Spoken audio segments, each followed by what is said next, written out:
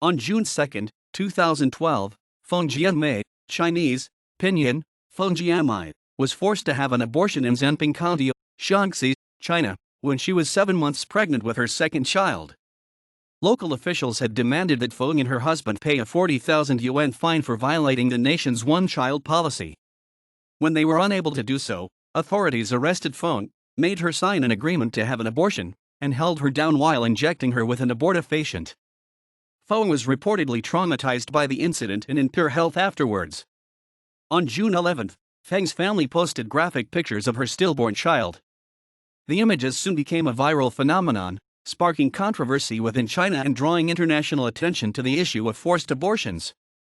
In response to national and international attention, the Chinese government launched an investigation. On June 26, the investigation determined that Feng was not legally entitled to a second child, but that her rights had nonetheless been violated by the local Family Planning Bureau, and as a result, 2 officials were fired and 5 others punished. On June 27, the National Population and Family Planning Commission announced it would send inspection teams across China to review the practices of local family planning divisions.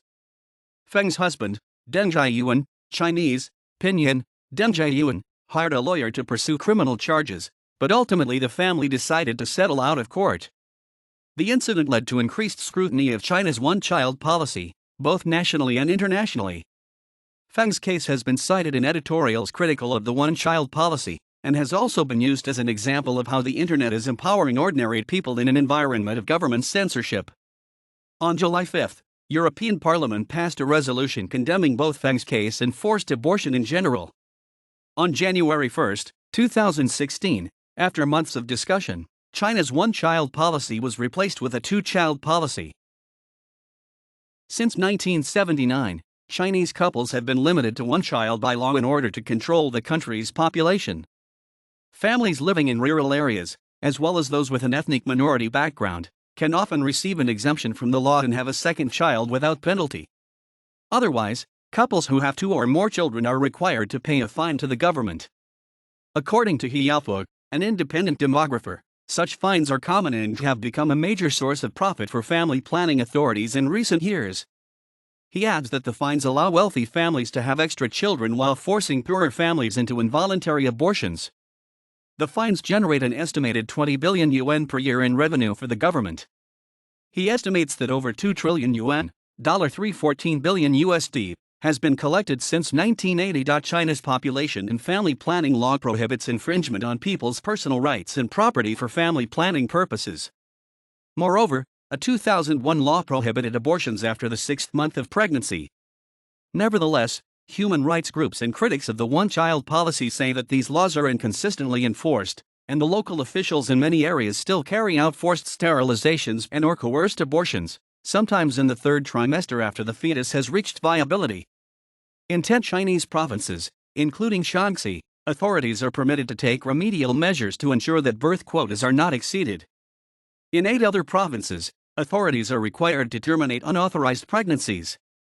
Activists such as Qin Guangxian have been jailed by the Chinese government for bringing to light evidence of forced abortions. In 2005, Qin filed a class action lawsuit on behalf of women forced into sterilization or abortions and subsequently spent 7 years in jail or under house arrest before emigrating to the United States in 2012. In October 2011, Feng Jianmei, who was a 22-year-old woman from the small village of Yuping in Xingjia Township, Shaanxi Province, became pregnant with her second child. She had married in 2006 and given birth to a girl in 2007. After listening to the advice of relatives, Feng and her husband, Deng Jiayuan, had believed they would be allowed to have a second child since they had waited 5 years between children and lived in a rural area. According to Zhenping County officials, authorities had contacted Feng in March 2012 and told her that she needed to obtain documentation, including a new household registration, referred to as hukou, in order to file an application to have the child. Her family denies this, saying that officials did not notify them until several days before the abortion was induced. Around May 28, local family planning officials phoned Feng to try to persuade her to have an abortion. The attempt was unsuccessful, so on May 30 they visited the family house while Feng's husband was away at work. At first, authorities tried to persuade her to voluntarily have an abortion. After several hours, She told the officials she was going out to buy food and left them in her living room. Instead, she went to an aunt's house, but around 15 officials followed her. They did not immediately arrest Feng, instead setting up shifts to keep watch over her at the aunt's house. Early the next morning, Feng escaped, causing the guards to panic. She flagged down a van and persuaded the driver to help her. The driver let her out down the road, and Feng hid in hillside brush for the next 14 hours, waiting for the cover of darkness in the cold and rainy weather. When night came, she went to a relative's house in the countryside, where she hid under the bed. Authorities from the family planning office found her regardless, and allegedly assaulted her. They let her get a night's sleep before taking her to the hospital on June 2. Several witnesses reported that 4 men carried Feng out of the house with a pillowcase over her head. Simultaneously, family planning officials were in communication with Feng's husband, Deng Jiayuan. On June 1, they demanded that Deng either transfer his wife's residency status on the next day or pay 100,000 yuan, $15,700, to the Birth Planning Social Security Fund. Transferring the residency status in one day was impossible, but Deng negotiated the payment down to 30,000 yuan before returning to Zhenping County. He actually only had 18,000 yuan that he had borrowed from work, but hoped an IOU would cover the balance. On his way back, Deng received a text message that demanded that he immediately pay the fee, which was now 40,000 yuan, and not a penny less. Other family members received similar text messages. At the hospital, 2 men forced Feng to apply her thumbprint to a consent form and sign a document authorizing the abortion. She was taken into an operating room and restrained by 2 men as she was injected with a poison to kill the fetus. Feng later told All Girls Aloud, an American group campaigning against the one-child policy, "I could feel the baby jumping around inside me all the time, but then she went still." She had been 7 months pregnant at the time, so the abortion, voluntary or not, was illegal under Chinese law. No family members were allowed to be present for the procedure. After the child died of hypoxia, Feng underwent induced labor and delivered a stillborn girl on June 4. Feng later told All Girls Aloud, "It was much more painful than my first childbirth. The baby was lifeless, and she was all purple and blue." The corpse was then placed next to Feng on her bed for her family to dispose of when they arrived. Feng was traumatized by the procedure and smashed the door and cabinetry of a nurse's office in a fit of rage. A week later, Deng told the South China Morning Post, "My wife is not well. She is sad and distressed. Sometimes she becomes emotional and confused." Feng reportedly had a severe headache for several weeks after the abortion and attempted suicide multiple times. On June 15, an uncle told reporters Feng was in poor health and unable to eat. On June 26, Feng was still in the hospital and suffering from headaches. She told reporters that she wanted to go home, but that hospital staff would not allow her to leave. On June 29, her family reported that Feng would be released the next day. However, her condition worsened, and she did not return home until July 10. Deng filed an official complaint with Angkam's petition office. A deputy mayor allegedly told Deng that they would investigate, but when nothing appeared to be happening, Deng posted his family's story online, later telling CNN that "I'm angry and want justice." Meanwhile, the township officials had prepared a statement that said Feng was of sound mind and body when she signed the consent form authorizing the abortion. Feng's sister-in-law and Deng Jiayuan's sister, Deng Jikai, Chinese, pinyin, Deng Jikai, came back from Hubei the day after the abortion and brought a video camera with her to film Feng. A family planning official, who discovered the tape, then demanded that it be erased. However, Jikai was able to capture several pictures with her cell phone. On June 11, a picture of Feng lying in a hospital bed staring at the ceiling with dull eyes next to the bloody corpse was posted on Chinese social media website Sina Weibo, along with an image of a threatening text message sent by authorities. The images prompted outrage, and news of the event spread quickly. Angry comments from around China poured in, with people calling the authorities' actions an atrocity, the same as murder. Many comments called for an end to the one-child policy, or tied the case to other controversial topics such as the corruption of local officials or the country's rural-urban divide.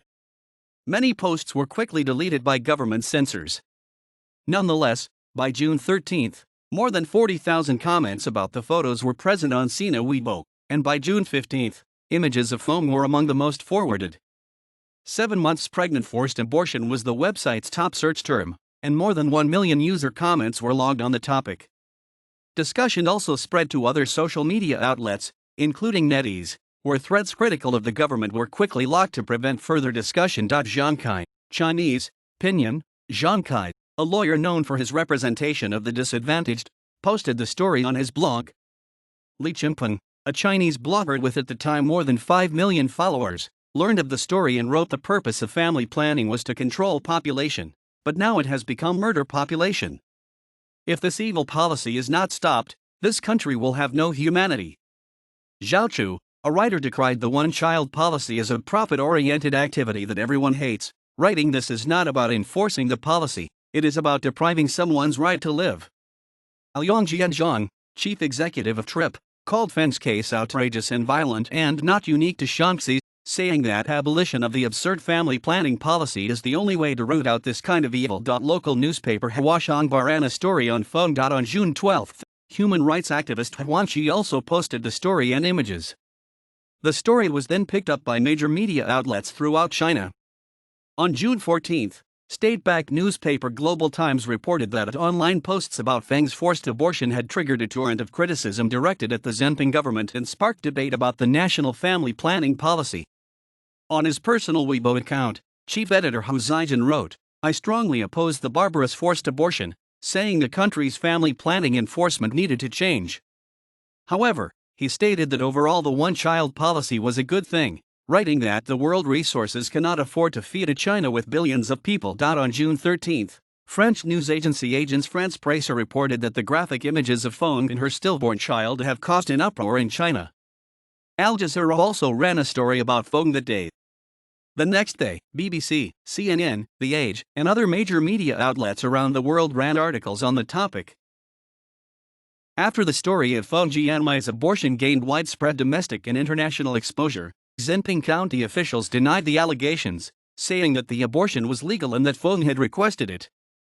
Feng agreed to go through an operation to end the pregnancy on June 2 following repeated mediation by the township officials, read the county's website. They further stated that she did not have a local hooker registration and that the couple was not entitled to a second child. The statement was later removed, with a search for Feng's name causing an error message. A few days later, local family planning official Yuan Feng stated the request for 40,000 yuan was a deposit that would have been returned after Feng filed the necessary paperwork. A hospital employee acknowledged that Feng was staying there and that the hospital implements family planning policy and provides services to that effect, but denied that forced abortion was a part of what they do.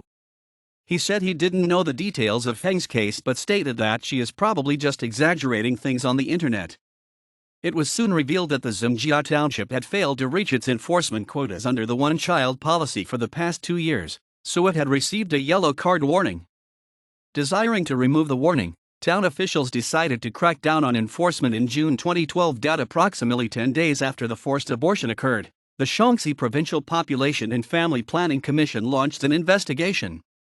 On June 13, Yu Yanmei, the deputy head of Ankang, visited the Deng household.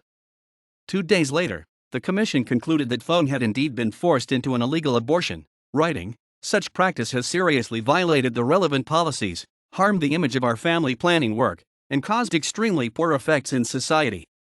3 officials, including the head of the local family planning department, were suspended from their jobs on June 14. An employee of the Ankang Family Planning Bureau said that grassroots comrades aren't stupid, but this is what they're forced to do. This is a problem with the entire system. The Ankang city government promised to pursue strict legal and disciplinary action once the investigation was finished. On June 14, the city issued a formal apology. "Since the illegal actions by some officials have seriously hurt Feng Jianmei and her family, we want to offer our deep apologies to them and to the generic public," read the statement. The same day, Deputy Mayor Du Shuping visited Feng in the hospital to express the city's sincere apologies. "I hope we can earn your forgiveness," he said in a statement published on the city's webpage. The Chinese government also said it had released a pamphlet emphasizing that late-term abortion is prohibited and that the legal rights of pregnant women should be maintained. On June 26, the results of the investigation were announced. The investigation concluded that Feng was not entitled to have a second child due to her non-agricultural hookup, and that she had been told to fix her registration in March. However, Feng's rights were violated by county officials and there was no legal basis for the demanded 40,000 yuan fee. The incident showed that some officials at the grassroots level have a weak sense of the law and show little concern for the well-being of the people, the report said. The head of the Family Planning Bureau of Zhenping, Jianmei, and one other official were fired. 5 other government and hospital employees received some form of punishment. Additionally, the county government was ordered to provide Feng with a living stipend. Of the government's actions, Deng Jikai said, "Of course we're not satisfied with the result." She added, "All they've done is punish a few leaders, but they haven't done anything to the people directly responsible for dragging my sister-in-law Feng in to have an abortion. They haven't pursued a single person for criminal liability." Jikai also noted that no mention was made of the people who later harassed the family, nor was there any mention of an incident where her brother was attacked and beaten. Zhang Kai, a lawyer from Beijing, told Deng Jiayuan he would look into filing a lawsuit against the township government. To force a woman who was 7 months pregnant to have an abortion is a serious violation of the law, he said. At the very least it should be considered willful and malicious injury. Zhang said he hoped the case would cause people to rethink China's population control policies. On June 29, he announced that he was officially representing the family and would seek the help of other lawyers to get the case heard in criminal court. However, he acknowledged that doing so would be difficult. China's family planning departments are above the law, he explained. Even when they do something illegal, it is rare for them to be held responsible. In response to the lawsuit threats, local officials canceled a planned meeting to discuss the living stipend, saying they would wait for Jiayuan's return to Zhenjia Township. Judge Xie Shui told reporters that forced abortion would not be classified as homicide or kidnapping, but could qualify as an intentional injury crime. In cases where complications arose after the abortion, such as Feng's, the injury could be considered a serious offense bearing a possible penalty of 3 to 10 years in prison. However, the Wall Street Journal said a legal remedy was unlikely, noting that a 2008 decision by the Supreme People's Court indicated that litigation could not be based on specific provisions of the Constitution. Furthermore, family planning law does not have any provision for damages awarded to victims of abuse by government officials. On July 2, Zhang submitted an official request for the Ankang police to file a case and investigate the officials involved. Subsequently, Deng returned home and decided to negotiate with local authorities. On July 10, the family agreed to settle out of court for 70,600 yuan, $11,200 USD. Additionally, the township agreed to pay Feng's medical bills if she contracted a disease from the abortion. "I've given up legal appeals and agreed to take the compensation offered by the township government," Deng remarked. "We just want our normal life back." He added, "It has never been about the money.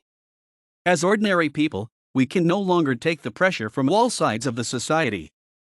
Zhang said the family gave up on pursuing criminal charges because local law enforcement was uncooperative, explaining that if the prosecutors don't fulfill their responsibilities to press charges, it's impossible to do.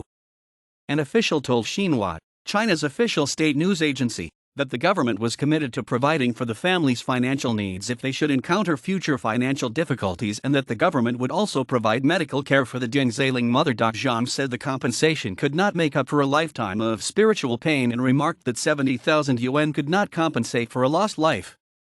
"In terms of compensation, the word satisfaction doesn't even enter the equation," Jiayuan remarked. "But this is the result, so we just have to accept it." Reactions on Chinese social media were mixed, and some commented that the government had gotten too lenient a consequence. International activists said the settlement of Feng's case was just the beginning of the fight to end the one-child policy, with Bob Thu of China Aid remarking, "The bottom line is there are hundreds and thousands of cases like Feng Jianmei." As of July 13, the family had not received the promised compensation, and Jiayuan told reporters he was not sure if it would ever come. In the weeks after Feng Jianmei's story went public, the family suffered from what Zhang called state-backed harassment. The harassment started when Deng Jiayuan attempted to go to Beijing to talk with a lawyer and do a television interview. Jiayuan's travel attempt was stopped by more than 100 people in a dozen cars, according to Deng Jikai. Then, a man suddenly appeared and kicked my brother in the stomach. After Jiayuan was interviewed by Stern magazine on June 22, the harassment from the government became worse, with Jiayuan stating that he was subsequently followed by local officials and thugs everywhere he went, even the bathroom. He then disappeared from public sight on June 24, only phoning home on June 26 to say he was safe, but his whereabouts remained unknown. On June 29, Jia Yuan reappeared in Beijing, telling reporters, "I came to Beijing in search of help." He said that he had made 2 unsuccessful attempts to flee from custody before succeeding on his third try. While his official monitors were on the phone, Jia Yuan fled to a friend's home, where he remained for 2 days. He removed the SIM card and battery from his cell phone to prevent being tracked. "I did not sleep or get any new clothes, I could not risk being arrested," he recalled. They rented a car and drove to Beijing, and Jia Yuan recalled that, "I assumed there would be government people at the train station. Whenever they neared police officers, he would get out of the car and walk to prevent being spotted." Other family members were also reportedly followed and harassed by government officials. Protesters converged outside the hospital where Feng was staying, carrying a banner that read, "Severely beat the traitors and expel them." Local media reported that the local government had organized the protest. About a dozen guards patrolled outside Feng's hospital room for 2 weeks, following family members wherever they went. "We feel like prisoners," remarked Feng Jianmei. Supporters of the family alleged that local officials were also engaged in an online smear campaign against the family. "The whole family feels very depressed and pressured," said Jianmei. On June 26, a visiting family member had their tires slashed. A spokesperson for the Shaanxi provincial government called the allegations of harassment unfounded rumors. However, Liang Zongtang, an independent researcher, said it was common for people who seek outside help to be harassed by local governments. He speculated that the township government was trying to prevent further media coverage of the case. On July 13, Jia Yuan said that he remained concerned over his family's future safety, noting, "There are rumors on the street that after this thing calms down, when people are not paying attention to us anymore, the officials who were punished for approving the abortion will kill my family." Later, when asked if she still wanted to have another child, Feng told the New York Times, "That depends on how my body recovers. Yes, if I can get my health back." On June 27, the National Population and Family Planning Commission announced it would conduct a review of family planning enforcement countrywide. As part of the review, 10 inspection teams would be sent to 19 different provinces to review the practices of local offices, and that the teams would be charged with settling disputes and would distribute contraceptives. Commission Director Wang Xia said the inspection was of great importance, remarking that even slight carelessness in law enforcement damages the image of the party and the country. Xia said the review would aim to strengthen the day-to-day management of services, avoid the use of violence and prevent abuses of administrative enforcement. He placed a special emphasis on the social maintenance fees collected from policy violators. Simultaneously, the Commission declared that fines collected for future violations could no longer be spent at the local level, but instead would go into a general fund. He often described the campaign as an attempt by the Commission to restore public trust that had been badly damaged by Feng's forced abortion. On July 3, 2012, an open letter by 3 members of the Development Research Center of the State Council, a think tank that advises the Chinese ruling cabinet, was published in the group's newspaper, China Economic Times. In the letter they called for adjustments to be made to the one-child policy as soon as possible. The group advised that an opening up of the 2-child option to all should be considered. Demographer Liang Zongtang said the letter was likely the start of a gradual shift in policy, but that a sudden shift was very unlikely. Although there was no explicit mention of Feng Jianmei in the letter, multiple news sources drew a connection between the timing of the 2 events. Writing for The New Yorker, Devin Osno said that pressure for change of China's one-child policy seems to be mounting in the wake of Feng's case. On July 5, a group of 15 scholars released an open letter to the National People's Congress arguing that change to family planning law was imperative. The letter mentioned research indicating economic consequences of continuing the one-child policy, but focused on human rights issues, mentioning Feng by name. Behind these incidents are clear limitations and defects in the nation's family planning laws, read the letter. Liang Jianzhong, one of the letter's signers, told a reporter from an economic perspective, "The one-child policy is irrational. From a human rights perspective, it's even less rational." Feng Jianmei's ordeal brought increased scrutiny to China's abortion and population control policies. International commentators were highly critical of the government's role in Feng's abortion. Feng Jianmei's story demonstrates how the one-child policy continues to sanction violence against women every day, said Chiling of the NGO All Girls Allowed. Women's Rights Without Frontiers President Reggie Littlejohn stated no legitimate government would commit or tolerate such an act. Those who are responsible should be prosecuted for crimes against humanity. In a press release, the Christian Alliance Defense Fund called Feng's case nothing less than a crime against humanity and asked American political leaders to formally condemn the act. The World Evangelical Alliance said it was outraged by the incident and asked the Chinese government to ensure that these tragic incidents are prevented from happening in the future. On July 5, European Parliament passed a resolution condemning both the treatment of Feng and forced abortions in general, especially in the context of the one-child policy. The resolution also requested that forced abortion be added to the agenda for the next bilateral human rights dialogue with China. Additionally, some members of the European Parliament, MEPs, requested an independent investigation into forced abortion and infanticide in China. A few days later, MEP Losh Patel opined that Chinese family planning law violates provisions outlined by the United Nations in the International Conference on Population and Development. He said the resolution passed by Parliament gives the European Commission a clear mandate to withdraw funds from any organization potentially involved in aiding coercive practices in China, citing the International Planned Parenthood Federation and Marie Stopes International as two potential targets. On July 9, the Human Rights Subcommittee of the United States House of Representatives convened a hearing on the one-child policy prompted by Feng's story. In his opening remarks, Chairman Chris Smith called the one-child policy a nightmarish brave new world, where women are psychologically wounded, girls fall victim to sex-selective abortion, and most children grow up without brothers or sisters, aunts, or uncles or cousins. He said that because of Feng, people were finally seeing the gruesome reality of China's one-child policy. Congressman Joseph R. Pitts agreed, saying, "It now seems that consensus in China is building towards reforming the policy." Committee witnesses called for a number of responses such as restricting United Nations Population Fund outlays and encouraging U.S. corporations doing business in China to reject the country's family planning practices at their facilities. Feng's case became a focal point for newspaper editorials against China's one-child policy and abortion in general. Opponents of the one-child policy said the case is a potential turning point in the efforts to end the rule. On June 26, Reuters said the story had sparked a firestorm domestically and around the world, explaining, Feng Jianmei's abortion was portrayed in the Chinese and international press as an example of the extreme measures some officials would take to control China's population, even if it meant breaking Chinese law. A story in the Wall Street Journal remarked that the case dramatizes the harshness of the one-child policy. The incident prompted Evan Osnos, the New Yorker writer, to create a feature piece titled Abortion and Politics in China.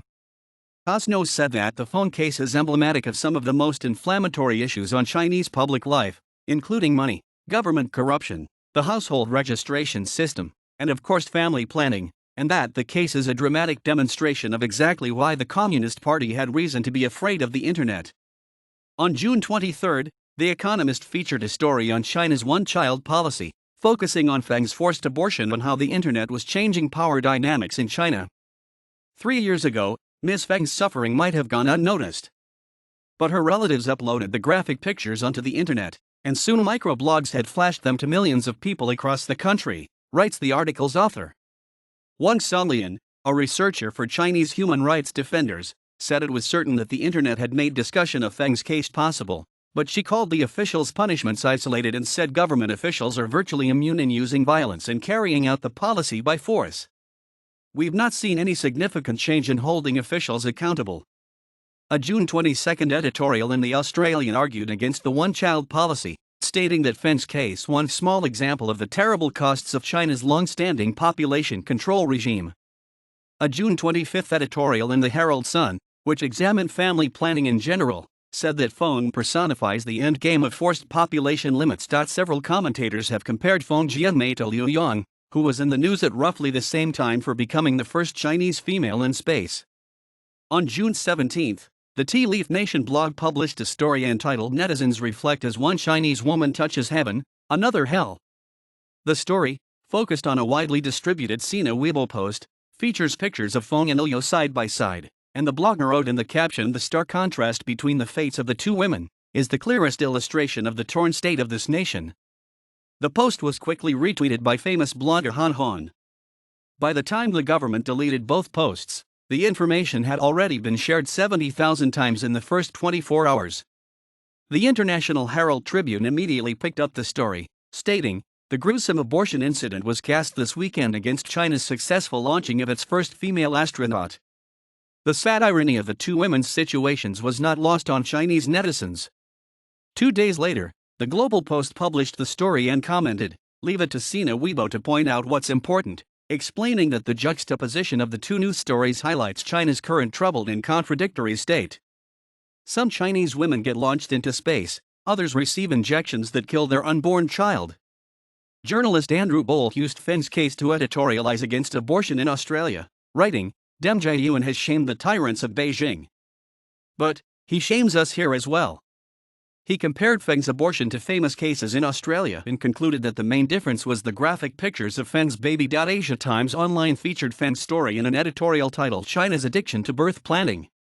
Author Peter Lee remarked that it was disturbing how many resources the township devoted to persuading Feng, quoting an official as stating, "On that day, pretty much all of the township leadership and relevant staff all went to get Feng to the hospital." He concluded that the way the case was handled provides strong evidence that at least some of China's leaders are anxious to end the one-child policy. In contrast, an editorial published in the Peninsula argued that the case showed China's leaders were losing their ability to control local authorities. He Yalfu says the controversy has damaged the public image of one-child policy in China. Journalist Fareed Zakaria suggested there were signs that the Chinese government was softening its rules, noting the large number of prominent citizens who spoke out against Feng's abortion. Zakaria wrote, "Even a few years ago, it would have taken a very brave Chinese thinker to pose that question in public. However, he said that formal change would be impossible before a change in leadership occurred, and even then would take much courage." A July 17 piece in the Huffington Post said that the case captured the public imagination in China because it exemplifies broader systemic issues. Feng's case had been cited by both pro-life and pro-choice advocates in the United States in support of their causes. For pro-life advocates, the case represented the kind of federally endorsed abortions that they fear may lie in store for the United States, while for pro-choice advocates, Feng should have been granted a choice in the first place.